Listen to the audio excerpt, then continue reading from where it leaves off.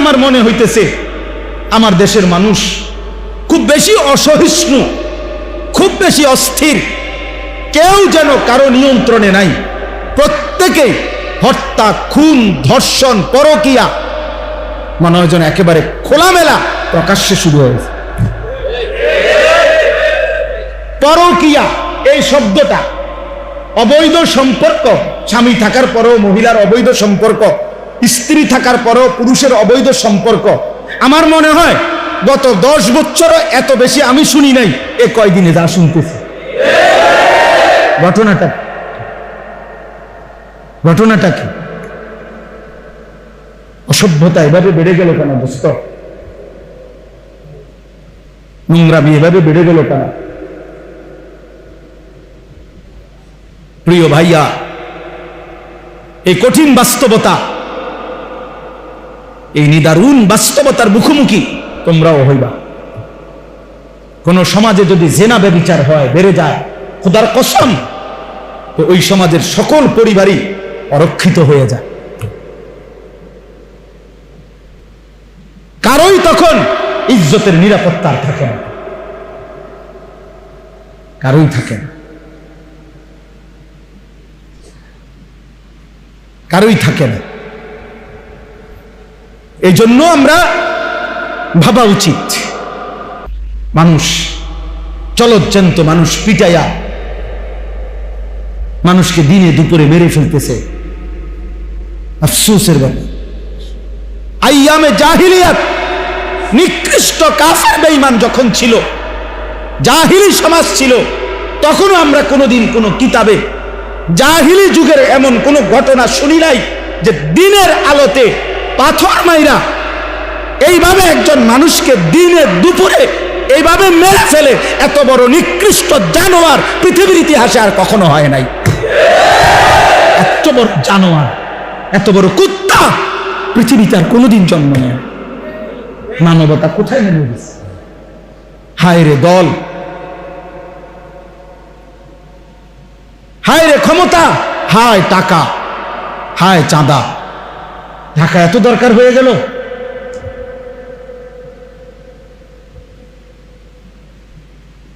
সারা পৃথিবী দেখছে, অবাক হয়ে গেছে, আশ্চর্য।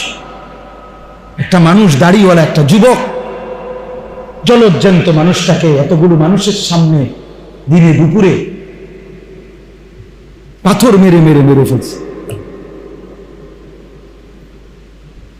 আহা, তাইলে ভাইয়া দল বিষয় না, এখানে মনুষ্যত্ব কোথায় গেল? ইনসাফ গেল, মানবতা কোথায় হারিয়ে গেল? আজ সে আহত, আজ সে নিহত, আর তুমি সবসময় থাকবে অক্ষত, এর কি নিশ্চয়তা?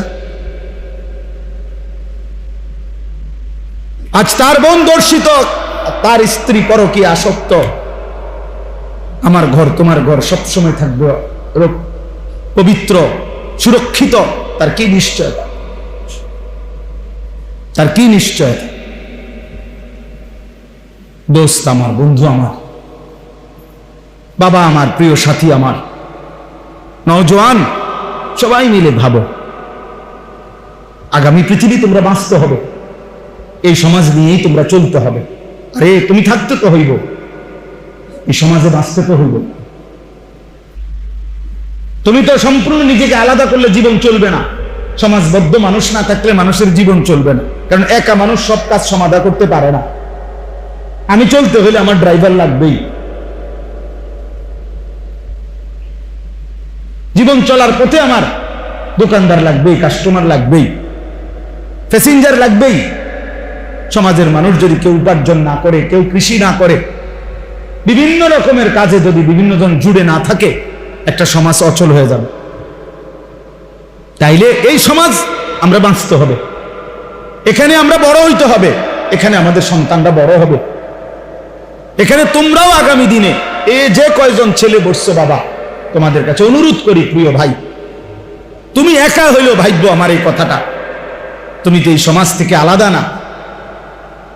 তাইলে এই সমাজের চারদিকে যদি ছেলে পেলে, নারী পুরুষ, যুবক যুবতী সবাই যদি এরকম অসভ্যপনা, বেহায়াপনা, অস্থির হয়ে আর তোমরা মজা পাও, সবাই যদি যার যার জায়গায় খুশি হও যে মা সবাই মিলে দেখতেছ একে অপরের চেহারা, নামাজ নাই, সেজদা নাই, আল্লাহ নাই, খোদা নাই, পর্দা নাই, কুশিদা নাই, তো প্রিয় ভাই আগামী পৃথিবীতে তোমরা চলবা কেমনে?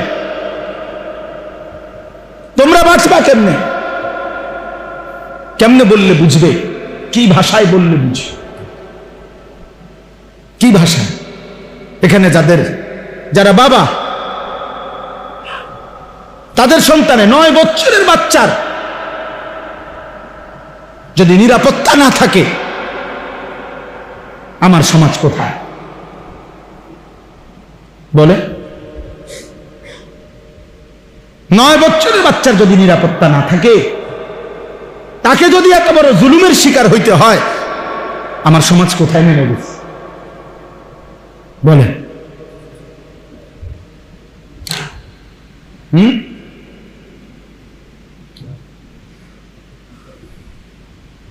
কথা নাই, বার্তা নাই। নিরীহ 2 জন ইমাম মুয়াজ্জিন, ওনাদেরই রিমান্ড হয়ে গেল, বাকি ঘটনা সব আড়াল হয়ে গেল। বুঝেননি? দুনিয়া না ধোকা দিবা, আখেরাত। আজকে না জুলুম করলা, আগামী দিনে আখেরাতে আড়াল করবে কে? এই জন্য আমি আমার কথা এতটুকুই, প্রত্যেকের কাছে ছেলেরা, বাবারা নিজের দিকে আরেকটু যত্নবান হও। ছেলেরা তোমরাও বাবা আরেকটু যত্নবান হও। এতটা বেনামাজি জিন্দেগি ভালো না, এতটা চরিত্রহীন জীবন প্রিয় ভাই ভালো না। এত নারী, এত ছবি, এত উলঙ্গ দৃশ্য, এত বেহায়াপনা প্রিয় ভাইয়া সুখ আনবে না, স্বস্তি আনবে না, তৃপ্তি আনবে না। দিনের পর দিন তোমাদের অনেক ছেলে কোনোদিন 5 ওয়াক্ত নামাজ পড়ো না, মুসলমানের বাচ্চা হয়ে প্রিয় সন্তান, এত মন্দ হওয়ার কথা। এভাবে আল্লাহকে ভোলা ঠিক না, এভাবে আল্লাহর নাফরমানি করা উচিত না। আখেরাত তো পরের কথা, দুনিয়াতে তো শান্তি থাকা দরকার, দুনিয়াতে তো দরকার। কোরআনুল কারীমের মধ্যে আছে, আল্লাহ তাআলা বলেন ওয়ামিনহুম মান ইয়াকুলু রব্বানা আতিনা ফিদ দুনিয়া হাসানা ওয়া ফিল আখিরাতি হাসানা ওয়া কিনা আযাবান নার। আল্লাহ বলেন আমার প্রিয় বান্দা তারা বলে, আল্লাহ আমাকে দুনিয়া সবটা দিয়েন না, আমাকে ওইটুকু দুনিয়া দেন যেটুকু হাসানা, যেটুকু পবিত্র, যেটা হালাল, যেটা বৈধ, যেটা উত্তম, যেটা আপনার মর্জি মতো, আমাকে সেই দুনিয়া দেন। আমাকে আখিরাতটাও যেটা দিবেন উত্তম দিবেন, জাহান্নামের আযাব থেকে মুক্ত করে দিয়েন। আল্লাহ তাআলা বলেন যে বান্দা আমার পবিত্র দুনিয়া চায়, পবিত্র আখিরাত চায়, জাহান্নাম থেকে মুক্তি চায়, খোদার কসম আল্লাহ বলছে উলাইকা লাহুম নাসীবুম মিম্মা কাসাবু, আমার এই বান্দা 24 ঘন্টা যা করবে দুনিয়ায় আমি সবটার বিনিময় আখিরাতে তারে বুঝায়। পয়সা যেটা দিল নেকি দেব, ওরে বাজার করলো নেকি দেব, ওই ব্যবসা করলো নেকি দেব, ও স্বামী স্ত্রীর মিলন করলো নেকি দেব, ও সন্তানাদি লালন পালন করলো নেকি দেব। উলাইকা লাহুম নাসীবুম মিম্মা কাসাবু, সে যা অর্জন করবে আমি সব তার প্রতিদান দেব। কারণ সে আমার কাছে চাইছে, ব্যবসা হোক, বাজার হোক, সংসার হোক, স্ত্রী হোক, সন্তান হোক, জীবনে আমার কাছে সে পবিত্রতা চাইছে, হালাল চাইছে, হালাল চাইছে। ফামিনান নাসি মান ইয়াকুলু রব্বানা আতিনা ফিদ দুনিয়া ওয়া মা লাহু ফিল আখিরাতি মিন খালাক। রব্বুল আলামিন বলেন, আর যেই মানুষটা বলে যে আল্লাহ আমারে যা দিবেন শুধু দুনিয়ায় দেন। অনেক মানুষ যে শুধু দুনিয়াই চায়, হালাল হারামের দরকার নাই, হুজুর 100 টাকা দিছি, দোয়া করে দেন আমার ব্যবসাটার মধ্যে আল্লাহ যেন বরকত দেয়। এখন ব্যবসার পদ্ধতি কি, হালাল না হারাম? পণ্যটা কি হালাল না হারাম, বেচা কিনার সিস্টেমটা কি হালাল না হারাম, মালিকের লগে কোম্পানির লগে চুক্তি যে হইতেছে, টাকা যে সুদ করতেছে, কোনটা হালাল কোনটা হারাম এর কোনো চিন্তাও নাই, বাস বিচারের কোনো খবরও নাই, শরীয়ত মাসআলা জানার কোনো প্রয়োজনও নাই। শুধু দাবি একটাই, হুজুর দোয়া কইরা দেন আমি যেমনে ব্যবসা করতেছি আল্লাহ যেন আমার এমনি বরকত দিয়া দেন। শেষ করে আমনে তো হালাল হারাম তো আইয়েন না, আমার কি দরকার, লাভ দরকার, লাভ দরকার। হুজুর আপনার 100 টাকা দিলাম, আপনি আল্লাহরে বলে দেন 100 টাকা দিয়া আল্লাহ যেন আমার ব্যবসার মধ্যে কি দিয়া দেন, বরকত। আমাদের একজন বড় বুজুর্গ আছেন ঢাকার, হযরত মাওলানা আবুল বাশার সাইফুল ইসলাম, অনেক বড় বড় আলেম। হুজুর একদিন বলছিলেন যে শোনেন, যে পরিমাণ ব্যবসায়ী হুজুরদের কাছে তাবিজের জন্য যায়, ব্যবসায়ীরা হুজুর এমন কোন কাগজ, এমন কিছু লেখা টাকা লেখা দেন লাল কালি দিয়া, যেটা দোকানের মধ্যে ঝুলাইয়া রাখবো যাতে করে কাস্টমার আইয়ে বরকত হয় ব্যবসা। এরকম বহু দোকানে দেখবেন চারিদিকে কাগজ ঝুলানো, লেখা বিভিন্ন রকমের কাগজ, তাবিজ। তাবিজের জন্য, ব্যবসার বরকতের জন্য যে পরিমাণ হুজুরের কাছে গেছে, আলেমের কাছে, তার 100 ভাগের 1000 ভাগের 1 ভাগও একটা শরীয়তের মাসআলা যে এটা হালাল না হারাম, এই পদ্ধতিটা আমার এটা জানার জন্য 1000 ভাগের 1 ভাগও যায়। বুঝেন নাই কথা? কোম্পানি বলে দিছে টার্গেট পুরা করতে পারলে 3 দিনের কক্সবাজার ট্যুর। বাহ, টার্গেট ফিল আপ করে দিছে, কক্সবাজার। আমার একদিন একজনের কাছে দোয়া করেন, দোয়া করতাম হাতে লাগে, কক্সবাজার 3 দিনের জন্য কোম্পানির থেকে যাইতেছে। আমি কই বেড়া বেড়ি এক লগে নি, কহ হুজুর এক লগ। আমি তো কিতে দোয়া করতাম, আমি যাতে ভালো করে নাচতেন পারেন নাকি, কি দোয়াটা কি করতাম? তোর কক্সবাজারের উপরে কি গজব করতো না তোর মাথা ফাটা করতো? কি দোয়া করতো আপনি বলেন না? তার লাগে কি দোয়া করতো? হয়তো কক্সবাজার দোয়া করতো। বুঝেন না? আহা, মানে হালাল না হারাম এত কিছুর দরকার না, দোয়া করে দেন আমার দুনিয়া দরকার, আমার দুনিয়া দরকার। রব্বানা আতিনা ফিদ দুনিয়া, আল্লাহ দুনিয়াই দেন শুধু, আর কিছু লাগবে না। ওয়ামা লাহু ফিল আখিরাতি মিন খালাক। রব্বুল আলামিন বলে, বান্দা মনে রেখো, এমন নাফরমান দুনিয়া তো কিছু মিলবেই বান্দা, যাই পাওয়ার কিছু দুনিয়া তো পাবাই, তবে শুধু মনে রেখো ওয়ামা লাহু ফিল আখিরাতি মিন খালাক, আখিরাতে কিন্তু কোনো অংশ থাকবে না, আখিরাত কিন্তু কিছুই মিলবে না। দুনিয়া তো আমি আল্লাহ তোমাকে দেব না কেন? তুমি চাইছো তোমারে দেবই দুনিয়া, আমি আল্লাহ তো না চাইলেও দুনিয়া দেই। কাফেরকে দুনিয়া দেই, বেঈমানকে দিয়েছি, মুশরিককে দিয়েছি, নাস্তিক মুরতাদ আমি আল্লাহকেই চিনে না, আল্লাহকেই মানে না, আল্লাহকেই বলতে কিছু স্বীকার করে না, এমন বেঈমানকেও তো আমি আল্লাহ দুনিয়া দিয়েছি, তোমাকে দেব না কেন? নেও, বাতে না উদা খাইবা না।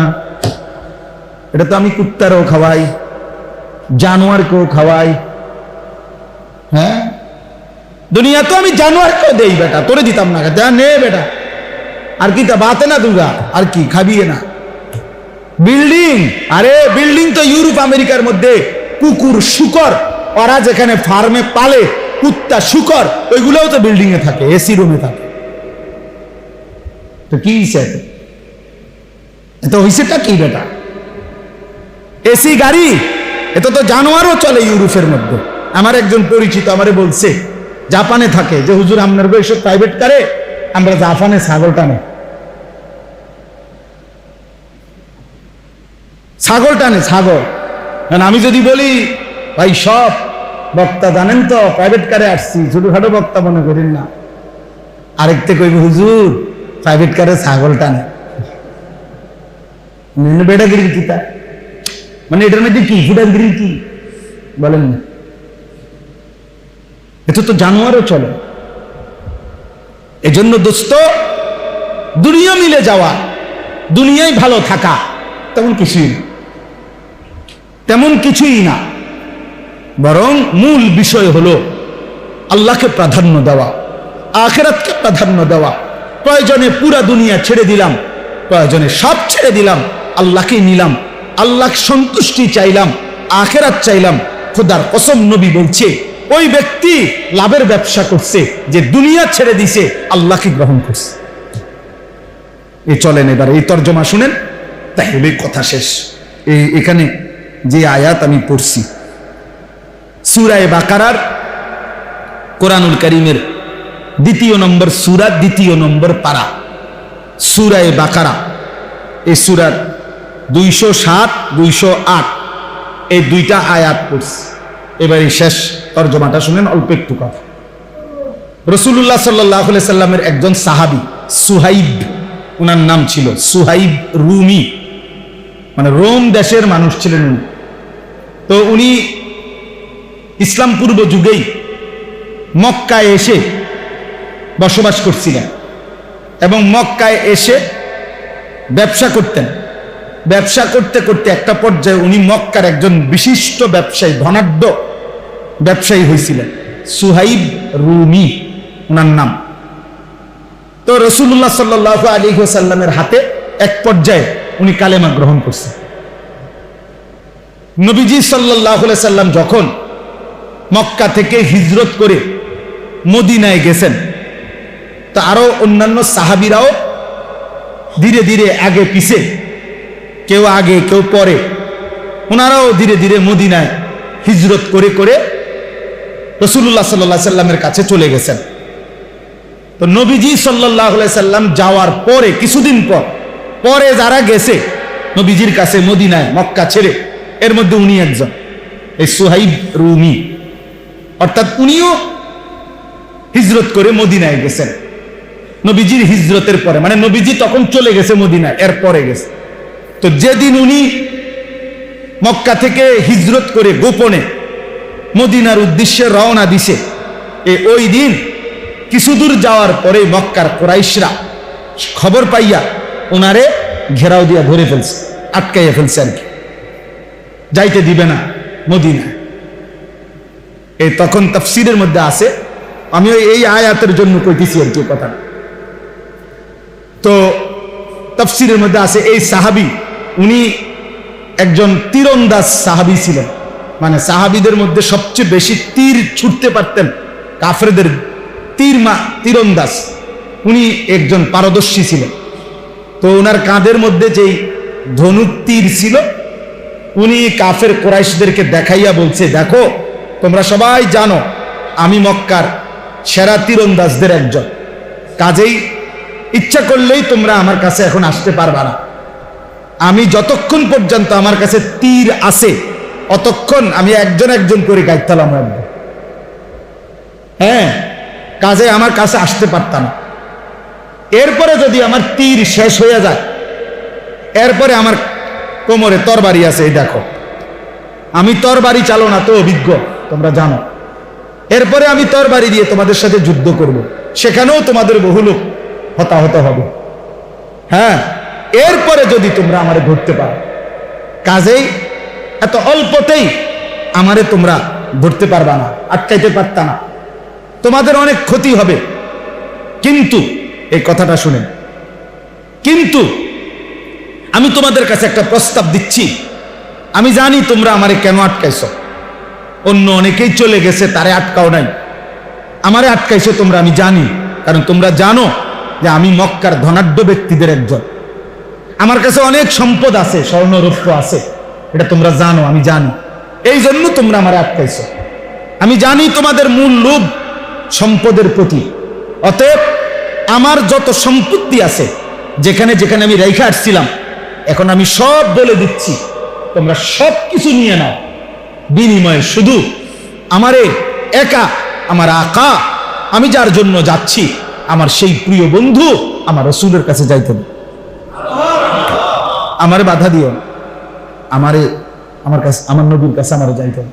আমি কিচ্ছু নেব না, সব দিয়ে দিলাম, সব জানাই দেবো তোমাদের, তোমরা আমারে ছেড়ে দাও। স্বাভাবিকভাবে আমারে ধরতে না, তোমরা হতাহত হইবা, এটাও করো না, আর সম্পদও আমি নেব না। তাফসীরের মধ্যে আছে মক্কার কুরাইশরা বলছে, তুমি এই ঘোড়া যেটা নিয়ে রওনা দিছো এটাও দিয়া লাইতে হবে, শুধু গায়ের পোশাক ছাড়া আর কিছু নিতে পারবা না। উনি বলছে ঠিক আছে, আমি শুধু আমার গায়ের পোশাক নিয়ে রওনা দিলাম, আর সব সম্পত্তির কথা একবারে দাগে দাগে বলে দিলাম, তোমরা সব নিয়ে নাও, আমি আমার এই এক কাপড়েই আমার রাসূলের কাছে আমি যাইতে চাই, তবু আমারে বাধা দিও না। মক্কার বেঈমান কুরাইশরা সমস্ত সম্পত্তি নিয়ে উনারে ছেড়ে দিছে। উনি একা এক কাপড়ে এই লম্বা পথ, দীর্ঘ পথ সফর করে আল্লাহ নবী সাল্লাল্লাহু আলাইহি ওয়াসাল্লামের কাছে মদিনায় পৌঁছা নবীজি সাল্লাল্লাহু আলাইহি সাল্লামের দরবারে বসে এই পুরা ঘটনা শুনাইছে। ইয়া রাসূলুল্লাহ, আমি কেমনে আসছি শুনেন। আমারে তারা বাধা দিছিল, আমি তাদেরকে এই বলে আমার সারা জীবনের অর্জিত সমস্ত স্বর্ণ রৌপ্য গহনা সম্পদ সব দিয়া, এমনকি বাহনের ঘোড়াটা পর্যন্ত দিয়ে এই এক কাপড়ে, ইয়া রাসূলুল্লাহ আমি আপনার কাছে এসেছি। খোদার কসম, তাফসীরে আছে আল্লাহর নবী তখন চিৎকার দিয়ে আওয়াজ করে খুশিতে আল্লাহর নবী বলছেন, রাবিহাল বাই, রাবিহাল বাই, সুহাইব তোমার ব্যবসা বড় লাভবান হয়েছে, তোমার ব্যবসা বড় লাভবান হয়েছে, তোমার ব্যবসা রাবিহা, লাভ হয়েছে, লাভ হয়েছে। সামান্য দুনিয়া ছেড়ে দিছ আল্লাহর ভালোবাসায়, আল্লাহর সন্তুষ্টির জন্য, রাসূলের সন্তুষ্টির জন্য সব কোরবানি করেছ, তুমিই লাভবান। এর তখন ঠিক ওই সময় আল্লাহ তাআলা জিবরাইলকে পাঠিয়ে এই সাহাবীর প্রশংসায় কোরআন কারীমের এই আয়াত নাযিল করেছে। ওয়া মিনান নাসি মান ইয়াশরি নাফসাহু,